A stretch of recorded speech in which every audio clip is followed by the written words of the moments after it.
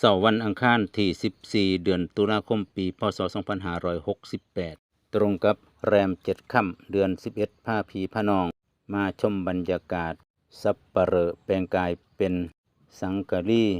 พาพ่อแม่ครูบาอาจารย์ออกโพธิสัตว์หรือว่าบิณฑบาตเนาะพี่น้องเนาะหลังจากออกพรรษาลาพระเจ้าหรือแม้กระทั่งบุญกฐินบ้านวังบูรพาบ้านคลองสารพาจบไปคลิปนี้ลุงอ้วนคนข้างวัดพาพี่พาน้องมาชมบรรยากาศของบรรดาพ่อใหญ่แม่ใหญ่ชาวบ้านวังบ้านคลองกับการตักบาตรพ่อแม่ครูบาอาจารย์ยามมื้อเช้า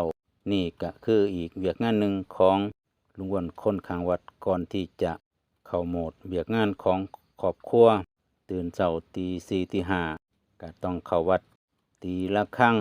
พาครูบาอาจารย์ออกบิณฑบาตรอบหมู่บ้านชุมชนที่ลุงอ้วนอาศัยอยู่หรือว่าหมู่บ้านที่อาศัยของลุงอ้วนนั้นเป็นหมู่บ้านใหญ่พอสมควรพี่น้อง2หมู่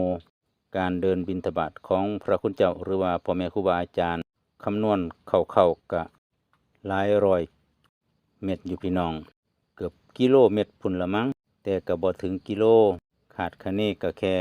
เกือบเนาะพี่น้องเนาะเช้านี้ก็เป็นบุญวาสนาของลุงอ้วนอีกอย่างหนึ่งก็มีพ่อแม่ชาวบ้านชาวชุมชนบางคนเพิ่นมีจิตศรัทธาหรือว่ามอบกับข้าวกับน้ำให้ลุงอ้วนโดยตรงหลังจากเพิ่นตักบาตรแล้วเพิ่นก็มอบให้ลุงอ้วน